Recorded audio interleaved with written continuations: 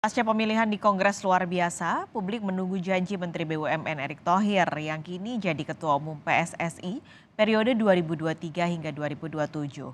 Sebelumnya, saat mendaftar sebagai calon Ketua Umum PSSI, Erick Thohir memiliki 5 janji manis untuk prestasi sepak bola Indonesia yang akan ia tuntaskan di masa kepemimpinannya. Yang pertama, Erick Thohir berjanji meneruskan Liga 2 dan 3 sebagai lajang atau sebagai ajang prestasi sepak bola Indonesia.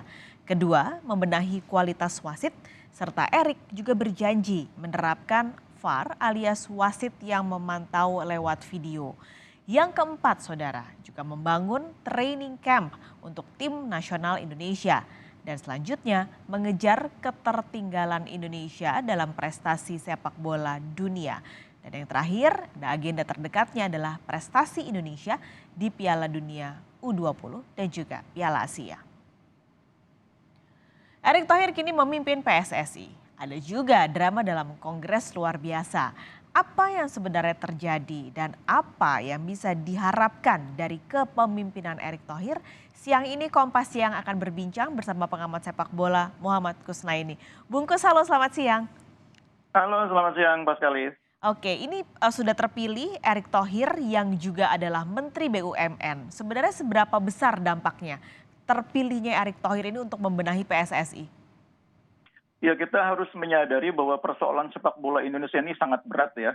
Bahkan bisa dibilang saat ini kita berada di salah satu titik terendah dalam persepak bolaan Indonesia sesudah terjadinya tragedi Kanjuruhan. Karena itu memang butuh kepemimpinan yang kuat, bahkan saya menyebutnya harus sangat kuat untuk bisa segera mengembalikan persepak bolaan Indonesia ke jalur yang benar gitu ya. Tidak mengherankan kalau dalam pemilihan dalam KLB kali ini yang terjun itu adalah nama-nama besar. Bahkan kita bisa menyebutnya gajah-gajah semua ini. Ada Menpora, ada Menteri BUMN, bahkan ada Ketua DPD. Itu menggambarkan betapa daruratnya sepak bola Indonesia saat ini sehingga butuh tangan-tangan yang kuat, tangan-tangan yang perkasa untuk bisa mengembalikan sepak bola Indonesia. Jadi kalau saya secara positif menyambut kehadiran Pak Erick Thohir ini untuk kebutuhan saat ini, meskipun untuk kedepannya mungkin kita butuh butuh partisipasi yang lebih kuat dari stakeholder sepak bola yang sebenarnya. Tapi karena saat ini sepak bola darurat, maka kehadiran pejabat yang berasal dari struktural pemerintahan mau tidak mau harus kita terima dengan tangan terbuka. Hmm. Satu ada di titik terendah, Bungkus Noni tadi cerita. Iya, Ada di titik terendah, belum kita sebenarnya bisa dibilang miskin gelar ya, Bungkus. Tidak iya, ada gelar-gelar yang cukup membahagiakan begitu untuk pencinta sepak bola di dalam negeri. Event iya, terdekat di bulan Maret kalau saya tidak salah ada U20, lalu ada Piala Asia betul. di bulan Juni. Apakah dua event terbesar itu bisa jadi ajang pembuktian kalau kepemimpinan Erick Thohir ini dalam sampai 2027 nanti benar-benar bisa sukses untuk industri sepak bola? Sepak bola itu bukan sesuatu yang instan ya, Hmm. butuh proses. Karena itu kalau mengukur kepengurusan Pak Erick hanya dari 2 event dalam jangka waktu yang sangat singkat, kita juga gegabah namanya. Karena itu saya pikir yang akan dihadapi Pak Erick bukanlah event yang jangka waktunya hanya 1, 2, 3 bulan, tapi kita harus memberi ruang bagi Pak Erick dan struktur kepengurusan PSSI yang baru sampai akhir masa jabatan mereka. Saya secara pribadi bahkan menganggap 4 tahun pun mungkin tidak akan cukup bagi Pak Erick untuk menuntaskan persoalan sepak bola Indonesia. Karena yang disebutkan oleh Pak Erick 5 program prioritas itu hanya sebagian kecil dari permasalahan besar sepak bola kita. Jadi kalau kita mau transformasi sepak bola Indonesia secara menyeluruh, 5 yang disebutkan Pak Erick hanya sebagian kecil. Misalnya dia ingin meningkatkan kualitas wasit. Wasit itu hanya bagian kecil dari persoalan SDM keseluruhan. Kita punya masalah dengan pelatih. Pelatih yang menjadi penanggung jawab klub Liga 1 kita, sekarang ini hanya 2, 3 orang pelatih lokal. Selebihnya pelatih asing. Itu persoalan SDM juga. Lalu kita bicara tentang kompetisi profesional. Kompetisinya profesional, pelaku-pelakunya sudah profesional belum? Salah satu ciri profesionalisme adalah sertifikasi. Jadi orang yang mengelola pertandingan, mengelola kompetisi semua harus tersertifikasi. Wasit kan sudah disertifikasi, pelatih disertifikasi. Nah, penyelenggara pertandingan juga harus disertifikasi. Sekarang faktanya yang namanya LGC atau Local General Coordination, itu koordinator, itu bukan orang-orang yang sepenuhnya tersertifikasi. Harus dilakukan segera sertifikasi. Security officer harus disertifikasi. Media officer harus disertifikasi. Itu persoalan-persoalan SDM semua. Belum persoalan infrastruktur. Ini salah satu persoalan besar. Pak Erik bicara tentang training camp bagi tim nasional. Tapi masalah besar adalah ketersediaan lapangan latihan tidak hanya untuk timnas, tapi untuk anak-anak muda yang akan menjadi cikal bakal generasi penerus sepak bola nasional.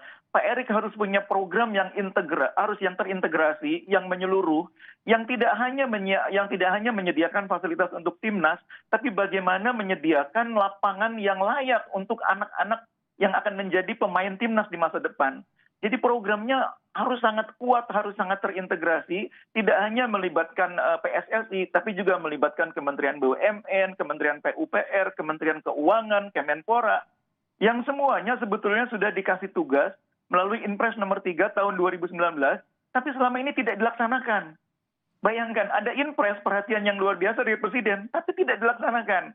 Nah, mudah-mudahan karena Pak Erik ini orang yang dekat dengan pusat kekuasaan, dengan Presiden, bisa mendorong percepatan pelaksanaan Impres tersebut. Tapi kalau bicara Erick Thohir sebagai orang terdekat Presiden, begitu juga dengan karena jabatannya sebagai Menteri BUMN, sebenarnya kan ada aturan ya, Bungkus, yang dari FIFA bahwa tidak boleh ini ada intervensi dari pemerintah. Nah itu nantinya gimana posisinya, Bung? Kalau posisinya pemerintah itu ada di luar PSSI, mungkin bisa dibilang intervensi. Tapi kalau orang dari pemerintahan ada di dalam struktur PSSI kan bukan intervensi, memang mereka yang menyelenggarakan. Kan jadi ini bukan, dan statuta tidak melarang keterlibatan itu. Tidak melarang statuta itu bupati, gubernur, menteri, atau katakanlah pangdam, atau katakanlah pejabat kepolisian, kan tidak ada larangan dalam statuta, kan itu persoalannya. Lah kalau tidak dilarang kan nanti tidak ada yang dilanggar. Nah kalau sudah ada di dalam, kan artinya bukan intervensi. Intervensi itu kan kalau dari luar mengatur, ini kan memang ada di dalam. Kalau saya melihatnya begini, sekarang ini siapa sih yang lebih butuh? Pemerintah butuh PSSI atau PSSI butuh pemerintah? Saya harus jujur mengatakan PSSI yang lebih butuh negara, lebih butuh pemerintah. PSSI nggak punya lapangan latihan, PSSI nggak punya stadion. Kalau mau menyelenggarakan kompetisi, pakai fasilitas punya negara. Nah sekarang untuk perizinan aja PSSI minta bantuan Kemenpora untuk mengurus perizinan supaya liga bisa digelar. Siapa yang sesungguhnya lebih butuh saat ini, PSSI atau pemerintah? PSSI yang lebih butuh. Jadi untuk saat ini tidak produktif kalau kita mendikotomikan mana yang lebih butuh, PSSI lebih butuh atau pemerintah lebih butuh. Dua-duanya saling membutuhkan, tapi saat ini PSSI lebih butuh uluran tangan dari pemerintah. Oke, ini juga kalau kita bicara adanya pemerintah di dalam posisi badan PSSI, ada satu lagi nama menteri sebenarnya di dalamnya, yaitu Menteri Menpora yang duduk sebagai waketum. Kemarin juga sempat ada drama gitu ya Mas, Iya. soal waketum ini, posisinya sampai diulang sampai 3 kali, voting yang katanya suaranya hilang lah, sampai akhirnya Ratu Tisha terpilih juga.